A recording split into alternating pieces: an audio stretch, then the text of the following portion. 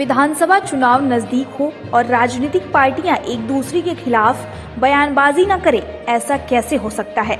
Helicopter हादसे में CDS general Bipin Rawat समेत 13 सैन्य अधिकारियों की बलिदान के बाद अब उत्तराखंड में शहादत के नाम पर राजनीति भी शुरू हो गई है।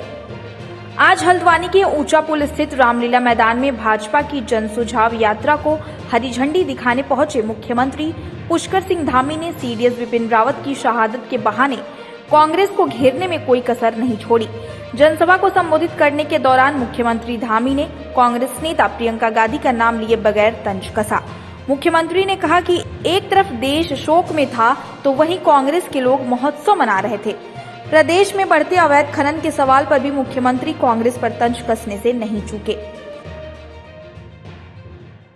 जैसा आप सब जानते हैं, बहुत सारे विषय हैं यहाँ पर बोलने के लिए, क्योंकि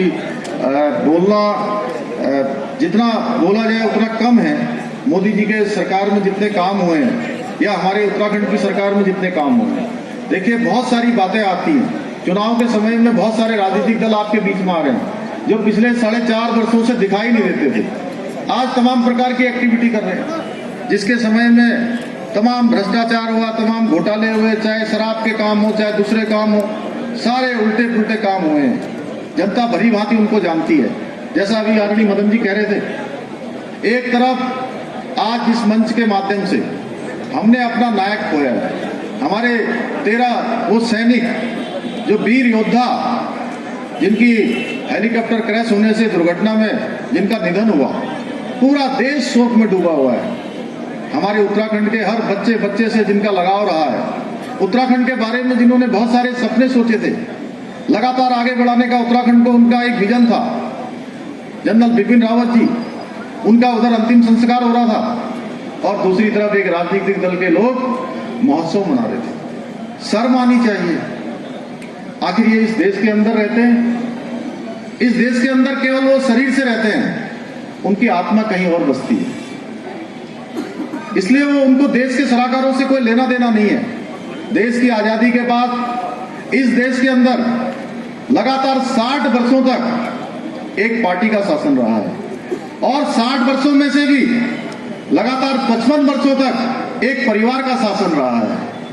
और उन्होंने हमेशा, चाहे यहाँ का जनमानस हो, चाहे यहाँ की गरीबी हो, चाहे यहाँ की हमारी सेना हो या हमारे शहीद हो या देश के साथ समझौते करने की बात हो, उन्होंने समझौतों पर समझौते किए हैं। देश की सेनाओं ने जो युद्ध के मैदान में जीते, वो सारे के सारे युद्ध उन्होंने टेबल पर हार कर छोड़ दिए गए। जिसके भी ओएसटी के वहाँ से सबसे पहले पत्र जारी हुआ है और पत्र जारी होते ही हमने उसको वहाँ से हटा दिया है। उसकी हम जांच कर रहे हैं गहनता से।